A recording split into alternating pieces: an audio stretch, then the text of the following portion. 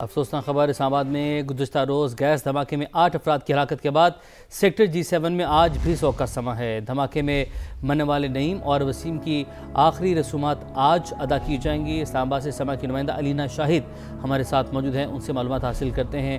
علینا، بتائیے گا۔ جی بالکل، میں اس وقت G7-2 میں موجود ہوں اور کل جو افسوسناک واقعہ پیش آیا اس کے نتیجے میں 8 افراد جاں بحق ہوئے تھے، جس میں سے 5 لوگوں کو کل سپرد خاک کر دیا گیا، لیکن 2 بھائی بھی ان میں شامل تھے، نعیم اور وسیم، جن کی جثہ خاکی کو یہاں پر کچھ دیر قبل جو ہے وہ لایا گیا اور ان کی آخری رسومات یہاں پر ادا کی جا رہی ہیں۔ یہاں پر سوگ کا سماں ہے، اہل خانہ غم سے نڈھال ہیں۔ اگر میں بات کروں تو جو کل 3 گھر تباہ ہوئے ہیں گیس بلاسٹ کے نتیجے میں، اس میں CDA نے 3 گھروں کے ساتھ 8 گھروں کو جو ہے وہ سیل کر دیا ہے، کیونکہ جہاں پہ وہ 3 گھر تباہ ہوئے ہیں ان کے ساتھ جو باقی گھر ہیں ان میں بھی دراریں ہیں، تو وہ کسی رسک نہ لینے کی وجہ سے ان 8 گھروں کو بھی سیل کیا گیا ہے اور جو وہاں پہ رہائشی ہیں ان کو وہاں سے ریموو کیا گیا ہے تاکہ کوئی بڑا حادثہ مزید جو ہے وہ نہ ہو۔ اور یہاں پر اگر میں اس وقت سچویشن بتاؤں تو یہاں پر جو شہری ہیں وہ جہاں پر یہ جو پوری کالونی ہے، یہاں پر جو رہائشی ہیں وہ تمام لوگ یہاں پر موجود ہیں اور اہل خانہ اور ان کے رشتہ دار بھی یہاں پر آ رہے ہیں۔ غم کا سماں ہے، بہت ہی تکلیف دہ صورتحال ہے اس وقت یہاں پر، اور جو کل 12 لوگ زخمی ہوئے تھے ان میں سے 9 لوگ جو ہے وہ ان کا علاج چل رہا تھا اور وہ کل رات کو واپس آ گئے ہیں، باقی 3 جو لوگ ہیں وہ زیر علاج ہیں۔ جی بہت شکریہ علینا، آپ نے ہمیں اپڈیٹ کیا۔ اسلام آباد کے سیکٹر G7 میں گیس لیکیج دھماکے کے 3 زخمی تاحال زیر علاج ہیں، ایک کی حالت تشویشناک ہے، باقی تمام مریض ڈسچارج کر دیے گئے ہیں۔ سما کے نمائندہ خصوصی ٹیکا خان ثانی اس وقت پیمز اسپتال میں موجود ہیں، ان سے تفصیلات معلوم کرتے ہیں۔ ٹیکا خان ثانی، بتائے گا زخمیوں کی حالت کیسی ہے؟ جی بالکل، گزشتہ روز G7 گیس دھماکے میں 20 لوگ متاثر ہوئے تھے، جس میں 8 لوگ جو ہیں براڈ ڈیڈ لائے گئے، 6 پیمز ہاسپٹل اور 2 CDA ہاسپٹل۔ پیمز میں مجموعی طور پر 17 لوگ لائے گئے تھے، جن میں 6 کی ڈیتھ ہو گئی اور جو باقی لوگ تھے 11، ان میں سے 9 لوگ تو ڈسچارج کر دیے گئے، جن کو معمولی چوٹیں آئی تھیں، 1-2 کو فریکچر ہوا اور اس کو بھی ٹریٹمنٹ کے بعد گھر بھیج دیا گیا۔ اس میں 2 خواتین ابھی زیر علاج ہیں پیمز ہاسپٹل میں، سرجری ہوئی دونوں کی۔ ایک سائمہ نامی جو خاتون ہے، اس کی ربز کا فریکچر ہوا ہے، لیور تک اس کا ڈیمیج ہوا ہے اور اس کو رات کو اس کی لیپروٹمی کرنے کے بعد اس کو ICU میں شفٹ کر دیا گیا تھا اور ابھی اس کی حالت تشویشناک بتائی جا رہی ہے۔ جو دوسری زخمی خاتون ہے وہ بھی وارڈ میں زیر علاج ہے سرجری کے بعد، تاہم وہ سٹیبل ہے۔ اسی طرح جو CDA ہاسپٹل میں ایک خاتون آئی تھی زخمی حالت میں، وہ بھی ICU میں ہی زیر علاج ہے CDA ہاسپٹل کی، تاہم وہ سٹیبل ہے اور ابھی صرف 2 مریض پیمز ہاسپٹل میں زیر علاج ہیں اور ایک CDA میں۔ جی ٹھیک ہے، آپ کا بہت شکریہ۔ پنجاب میں گزشتہ 3 سال میں گیس لیکیج اور سلنڈر دھماکوں کے 488 واقعات ہوئے، 25 قیمتی جانیں ضائع ہوئیں۔ اسلام آباد سے شہزاد علی کی یہ رپورٹ دیکھیے۔ زائد المیعاد یا غیر معیاری سلنڈرز اور غیر محفوظ فلنگ دھماکوں کے جان لیوا حادثات کی بڑی وجہ۔ شہر اقتدار میں 2026 کا پہلا ہی افسوسناک واقعہ 8 زندگیاں نگل گیا۔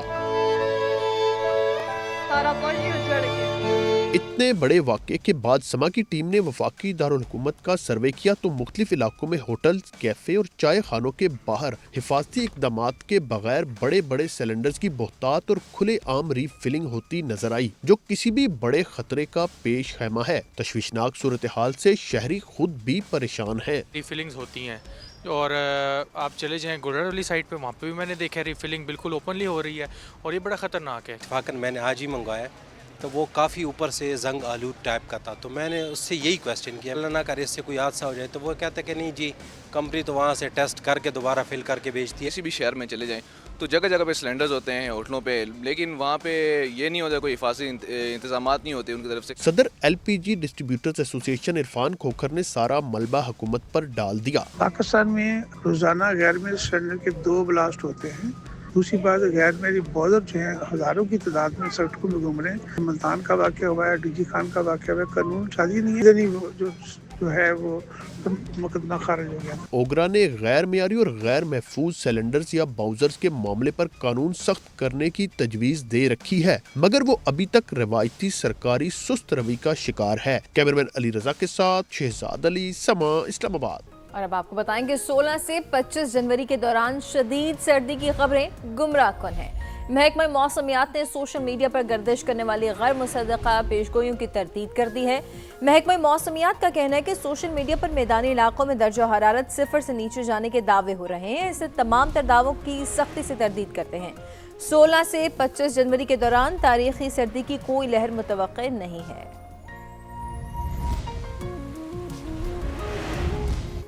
پی ڈی ایم اے کی جانب سے 16 جنوری تک لاہور سمیت پنجاب کے دیگر اضلاع میں دھند کی شدت کے بارے میں الرٹ جاری۔ محکمہ موسمیات کے مطابق آئندہ چند روز تک موسم خشک رہے گا، جبکہ درجہ حرارت میں بھی کمی متوقع ہے۔ مزید جانتے ہیں سامعہ سعید سے۔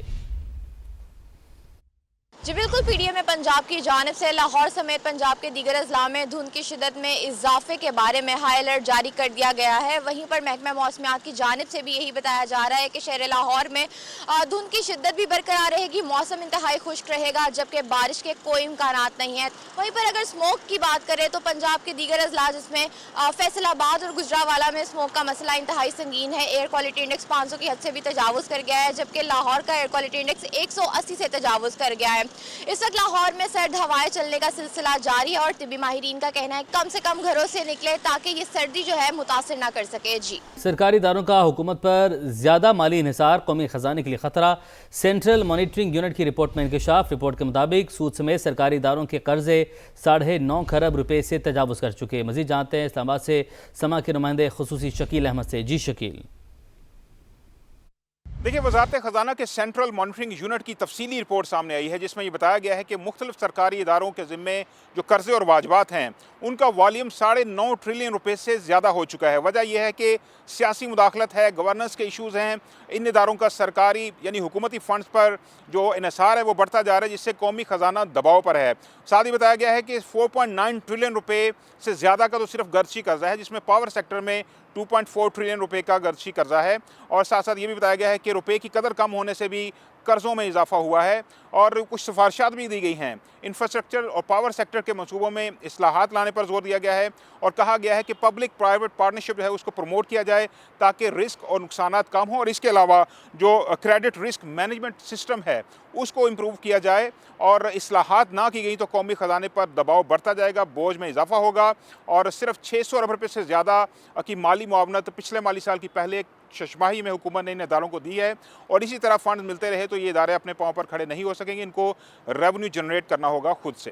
جی صدر استحکام پاکستان پارٹی اور وفاقی وزیر مواصلات عبدالعلیم خان کا ایک بار پھر ملک میں نئے صوبوں کے قیام پر زور۔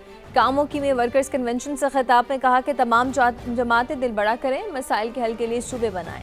آئی پی پی چاہتی ہے کہ صوبوں کا نام تبدیل نہ کیا جائے، جس کی اکثریت ہو وہ اپنے وزرائے اعلیٰ بنا لے۔